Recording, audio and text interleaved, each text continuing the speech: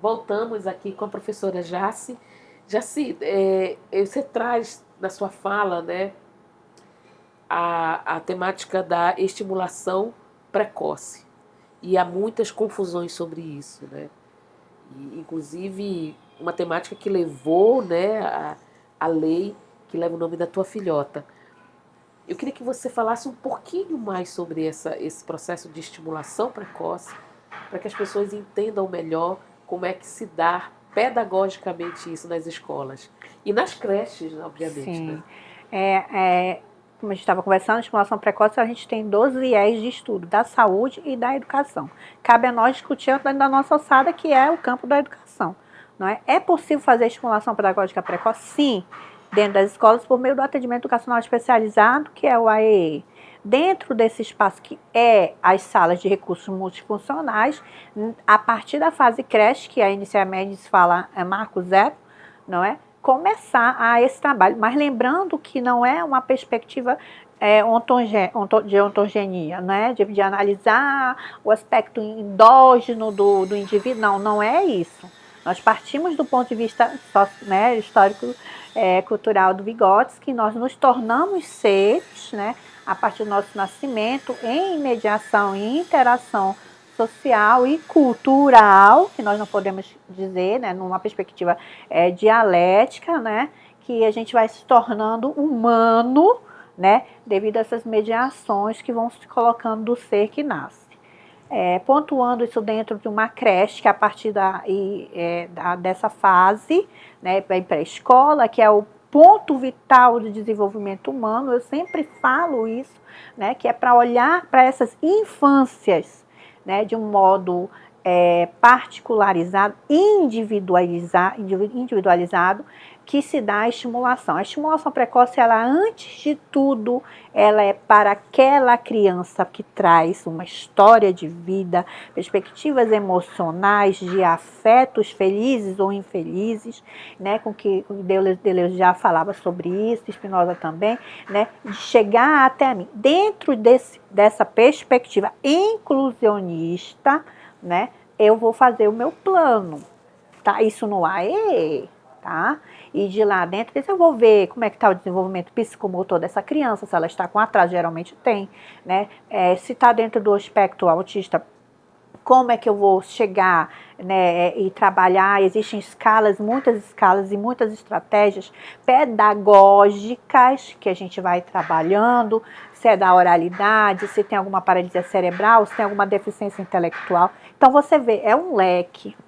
TDAH, 76% das crianças com autismo têm TDAH, 60% têm deficiência intelectual, então são números, né? Houve um aumento de 300% após a pandemia, então essas crianças vão chegar à escola e elas não precisam ser discriminadas, elas não necessitam passar por isso, elas têm que ser acolhidas. Porque antes de tudo, Vygotsky vai dizer, a primeira linguagem de um bebê, de uma criança bem pequena, de uma criança, é afetiva, é emocional.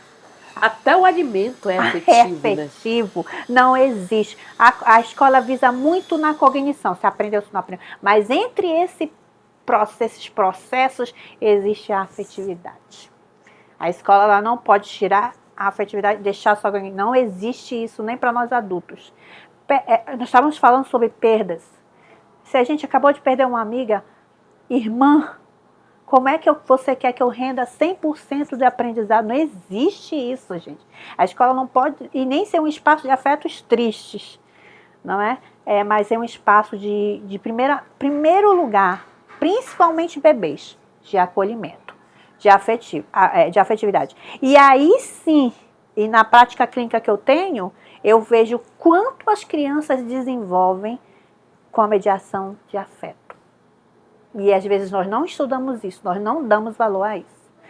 Entendeu? Às vezes também tem muita confusão, você traz assim, da mediação de afeto, tem muita confusão sobre essa questão de mediar, né? O que é a questão de mediação, como se o afeto fosse um instrumento de mediação e não é a verdade, é o aferimento, né? E na verdade não é isso. Você trabalhou com as crianças de creche de 0 a 3 anos de anos. idade, né? Em termos de desenvolvimento de uma educação inclusiva, eu vou te fazer uma pergunta capciosa. Sim. Avançamos? Quais ainda, que desafios nós ainda temos que enfrentar? Eu sei que o desafio é enorme, pessoal, porque eu estou nas escolas acompanhando 108 turmas, 108 salas de aulas, e essas salas de aulas, pelo menos em cada uma, temos 3 a 4 pessoas com deficiências, temos estudantes atípicos em cada sala de aula.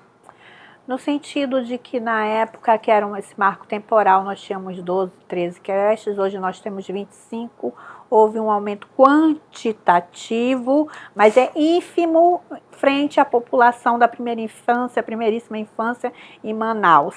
Somos uma das capitais no Brasil onde menos se oferece vagas em creches. Então, não podemos deixar de analisar isso. Houve um aumento, mas esse aumento não é significativo frente à população. Houve devido a algo que antes não tinha, que são os sorteios de matrícula, mas mesmo assim são pequenos, tá? São números pequenos. Houve mais clareza no processo de matrícula. Isso houve, mas mesmo assim os dados ainda são ínfimos. 3, eclodiu, vamos dizer, derivado a isso, o número de crianças com deficiência que adentram, e eu falo com deficiência, a gente colocando todos, na escola nós temos síndrome de Down, nós temos crianças cegas, nós temos crianças surdas, nós temos crianças com síndrome de Helen, enfim, paralisia cerebral, deficiência intelectual, enfim, e elas estão agora nas creches. Estão porque não estavam. Então, isso que tu traz é muito bacana, porque as pessoas, parece que cresceu, aumentou, digo, não, gente, não é, eles sempre estiveram ali. As pessoas com deficiência sempre estiveram. O que não existiam políticas efetivas que fossem capazes de acolhê-las e recebê-las e matriculá-las. Então a gente está num momento bem crítico, né? E que precisa se olhar sem a personalização. Quando eu falo isso, é dizer, mas eu que fiz, não, nós precisamos encarar a situação com a ciência, o que a ciência está mostrando para nós, o que os pesquisadores estão sinalizando, de que maneira, não é resolver o problema, não é isso, tem uma linguagem muito pequena ao falar isso, mas de que maneira nós vamos analisar. Eu sempre falo, ontem eu estava falando com uma diretora, vamos começar pelo AE, vamos começar atendendo essas crianças com humanização. Acima de tudo, com humanização e respeito. Porque ela não é inferior nem superior a ninguém. Né? E a gente começando desde o porteiro. Desde o porteiro. E não também tem aquele olhar de coitadinho. Não, ele não é coitadinho coisa nenhuma. Ele é um ser humano e precisa ser tratado com respeito e dignidade. Então, acredito que nesse momento crítico que nós estamos analisando, mais atual ainda é essa situação da estimulação precoce, que aqui em Manaus está ainda engatinhando, enquanto que outras cidades do nosso país estão ganhando prêmios internacionais por justamente... Olha, em Brasília nós temos mais de 20 polos de estimulação precoce. E nós aqui não temos nenhum. Caramba! Nenhum, Eglê. Então, assim, mas eu acredito na mudança e vamos continuar lutando e pesquisando, escrevendo, para que a mudança aconteça, né? Vá se dando como tem se dando a poucos passos, mas vamos avançar nessa situação. O golpe veio em 2016 para retrocedermos. Foi. E agora, por exemplo, eu participei da Conferência Nacional de Educação, e a pauta da educação especial inclusiva eclodiu. Quer dizer, aquilo que já era para ter sido resolvido nos últimos 10 anos do Plano Nacional de Educação, não resolveu nem 30%. Não vamos esquecer desse contexto político, nós ficamos 4 anos, tá? É uma lacuna. Uma lacuna que a gente tem que responder em pouco mais de... Faz rápido. Acha que em 10 anos a gente consegue? Não vai. Então, é uma lacuna que nós fecharam a SECADI, tá? Fecharam a SECADI nesse período de 4 anos. Colocaram uma política inconstitucional, mas que não existe mais, né? Dá bem. Graças a Deus. Não existe mais. Foi embora o capiroto. Foi embora, entendeu? Então, mas é importante analisar, porque ainda existem discursos para que se retorne. Como assim? Nós temos que avançar e não retroceder. né? Então esse período de 4 anos foi muito nefasto para nós. Foi.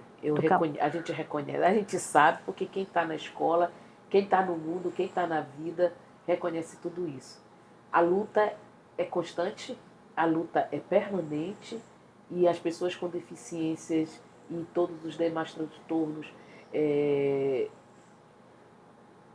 têm todos os direitos de estarem na escola, mas tem que ser respeitada com as suas diferenças. Então, Jaci, muito obrigada por ter vindo aqui com a gente conversar. Eu te deixo algumas palavras para você concluir e dizer que é muito emocionante te ver, né, atuando aqui, que é uma linda aula, pela tua trajetória, pelas tuas lutas, pela tua filha, por tudo que a gente tem que passar e chegar aqui e vir conversar com esse público que está nos vendo e dizer para as escolas também que vão nos assistir que a luta é permanente mesmo. E é isso, vamos continuar a nossa luta, fazendo cada qual a nossa parte, mas com respeito, né? Sim. Respeito à diversidade e aos direitos humanos. Acima de tudo, o respeito, né? Eu acredito que podemos encerrar falando sobre o respeito, né? E que aquela criança, ela tem sim seus direitos. Não cabe nesse momento, na escola ou na creche, na fase creche, na pré-escola, discursos sombrios, né, de uma raça, porque a gente vê muito racismo. Entendeu? Então, assim, ao contrário, o espaço da escola é um espaço de acolhimento, acima de tudo, acolhimento humano. A partir daí, segue. É isso aí. Então, pessoal, finalizamos aqui nosso circuito Teses e Ideias com a professora Jaci Alice. Desejamos a todos que ao longo das suas trajetórias nas escolas consigam de fato viver e fazer uma educação inclusiva. Até mais!